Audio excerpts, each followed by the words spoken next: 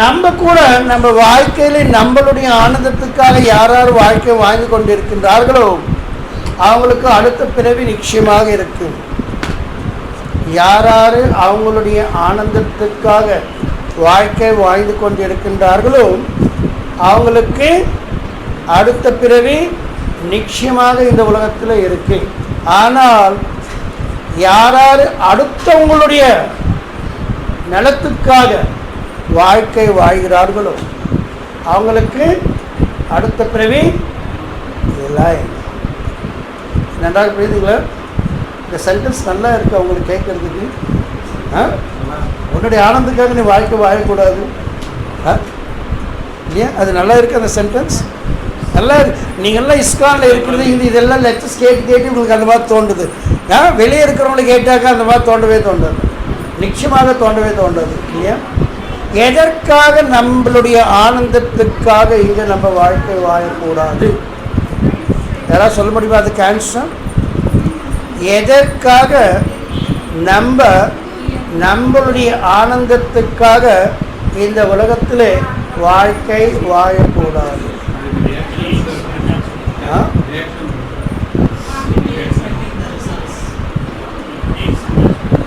Answer கரெக்டாக பர்ஃபெக்டாக இந்த உலகத்தில் நம்ம எதற்காக நம்மளுடைய ஆனந்தத்துக்காக வாழ்க்கை வாழக்கூடாது? எஸ். புலங்களை கட்டுப்படுத்துறது இதெல்லாம் வேக் ஆன்சர். ஸ்பெசிஃபிக்காக இந்த உலகத்தில் நம்மளுடைய ஆனந்தத்துக்காக வாழ்க்கை ஏன் வாழக்கூடாது?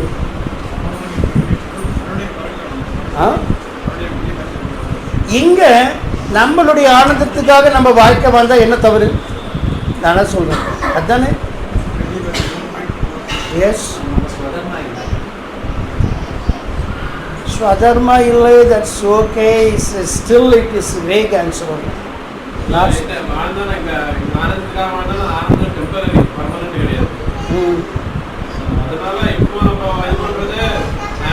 நீ ஆனந்தமயமான வாழ்க்கை வாழ்ந்து கொண்டிருந்தால் பகவான் உன்னை மேலே வர சொல்லுவாரா? பகவானுக்கு என்ன விருப்பம்? நீ ஆனந்தமயமான வாழ்க்கை இருக்கணும் இல்லையா? ஒரு அப்பா கூட பையனுக்கு கல்யாணமானதே பையன் சொல்கிறான், அப்பா நான் என்ன பண்ணுறது, என் மனைவிக்கு உன் மனைவிக்கு ஆகிறதில்லை. எப்படி எங்கள் அம்மாவுக்கு சொல்ல மாட்டான், என் மனைவிக்கு உன் மனைவிக்கு ஆகிறதில்லை, அதனால பெட்டர் நான் தனி கொடுத்தனம் போயிடுவேன் அப்பாங்க இல்லையா? என் மனைவிக்கு உன் மனைவிக்கு ஆகிறதில்லைப்பா, எதுக்கு நான் தனி கொடுத்துன்னு போயிட்டாக்க எந்த பிரச்சனையும் இல்லை. அப்பா என்ன சொல்கிறாரு, ஐயா நீ எங்கே இருந்தாலும் சுகமான வாழ்க்கை வாழ்ந்தால் போதும் இல்லையா சொல்கிறாரு இல்லையா? அதே போலயே கிருஷ்ணா கூட நீ சுகமான வாழ்க்கை இந்த உலகத்தில் வாழ்ந்து கொண்டு இருக்கிறியா அப்படி இங்கே மேலே வராது. இந்த உலகத்தில் சுகம்ன்றது இருக்கா? வாஸ்தவத்துக்கு இந்த உலகத்தில் சுகம் என்றது இருக்கா? என்னென்ன கஷ்டங்கள் இருக்கிறது? ஜன்மா மிருத்யு ஜரா வியாதி, அதுக்கப்புறம் தாபத்ரயா, அதுக்கப்புறம் துவந்தம் இல்லையா? இத்தனை கஷ்டங்கள் இந்த உலகத்தில் வச்சுட்டு நீ சுகமாக இருக்கிறேன் என்று சொன்னால் நீ அடிமுட்டாள் என்று அர்த்தம். யார் புதுமை வரல சொல்ல பார்க்கலாம். யார் உயிரோடு இருக்கின்றார்? இரண்யகசிபுக்கு மரணமே இருக்கக்கூடாது என்று வரத்தை பெற்றதுக்காக எவ்வளோ தபஸ் பண்ணார், அவருக்கு மரணம் இல்லாமல் இருக்க அது கஷ்டமில்லை. நீ சுகமான வாழ்க்கைன்னு சொல்றீங்க, எதுக்கு நீ சுகமான வாழ்க்கை என்று சொல்ற? anyone who is telling that he is leading a very happy life, on what basis is telling? என்ன பேசிஸ்? யாராவது ஒருத்தர் on what basis is telling like that one? What bodily? It's comparing itself with the surroundings. His surroundings. Surroundings is not seeing anyone who is dying. Yes, not see. Then why? Then why he is telling that he is happy? His life is happy.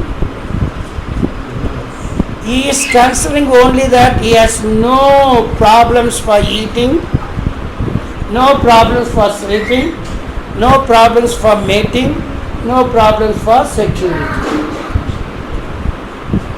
ஆகாரம், நித்ரா, பய, மைத்துன்யம்.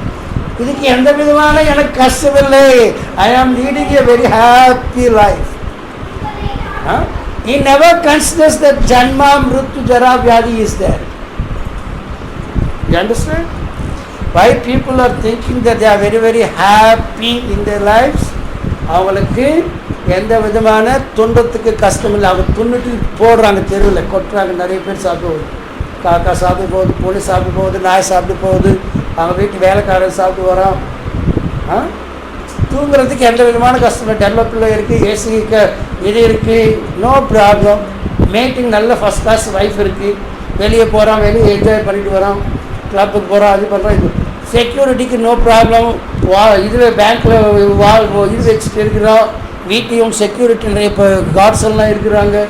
அதனால is thinking there is no problem for him. So அவனு என்ன சொல்கிறது? அவனு அடிமுட்டாளா? முட்டை ஒரு முட்டை விடுறது அடிமுட்டா. ஏன் என்ன கன்சிடர் பண்ணுறதில்லை?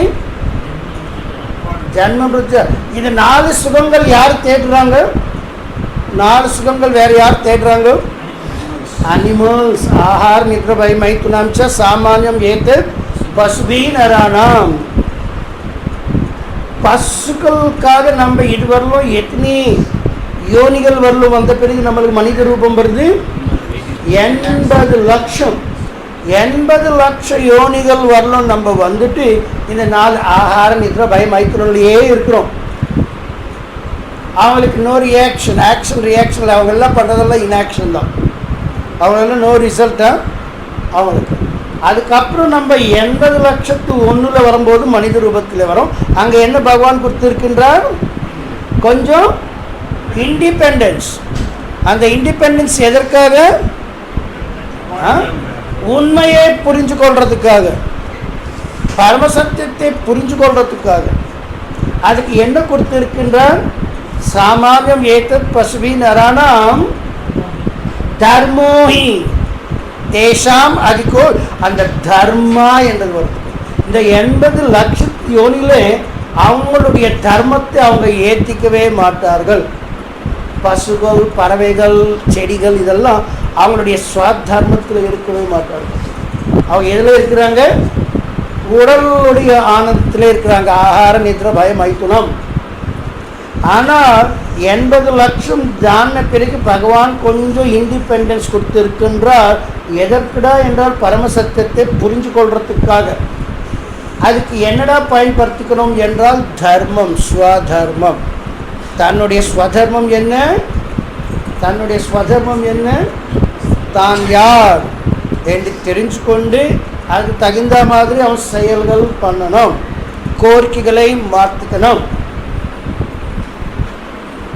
இல்லையா? பகவானுக்கு சேவை பண்ணணும். 80 லட்சம் ஆன பிறகு அது பண்ணாமல் திரும்பி அவன் என்ன பண்ணுறான்? ஆகார, நித்ர, பய, மைத்துனம்லேயே இருக்கிறான். ஆஹா, எனக்கு என்ன குறை இல்லை, நான் சாப்பிட்டு போன மிச்சம் இருக்கிறது 1000 பேர் சாப்பிடுறாங்கோ, நான் ஃபர்ஸ்ட் கிளாஸ் நல்ல பிள்ளைகளில் தூங்கிட்டு இருக்கின்றேன். இதே தான் நினைக்கின்றான். அந்த இண்டிபெண்டன்ஸ் கொடுத்ததை மிஸ்யூஸ் பண்ண அவன் விலகு மாதிரியே வாழ்க்கை வாழ்ந்து கொண்டு இருக்கின்றான், பறவை மாதிரியே வாழ்க்கை வாழ்ந்து கொண்டு இருக்கின்றான் இல்லையா? அதனால அவன் அடிமுட்டா. உண்மையை புரிஞ்சு கொள்றதுக்கு முயற்சி பண்ணுறதே இல்லை. அவன் என்ன சொல்லுவாங்க? இன்னொன்று, யார் முயற்சி பண்ணி கொண்டிருக்கிறான் அவங்களை என்ன சொல்லுவான்? பிராமணா. யார் முயற்சி பண்ணவில்லை அவன் என்ன சொல்லுவான்? கிருபனா, மைசர். தனக்கு இருக்கிற சக்தி கூட தன்னுடைய சுகத்துக்காக பயன்படுத்தி கொள்ளாமல் இருக்கின்றவன் கிருபனா. உங்ககிட்ட இருக்கு, உனக்கு என்ன தேவையோ என்றது, ஆனால் நீ அதை பயன்படுத்தி கொள்ள மாட்டேன்ற. அதனால நீ ஒரு மைசர், கஞ்சஸ். தமிழ் என்ன சொல்லுது? கஞ்சன்.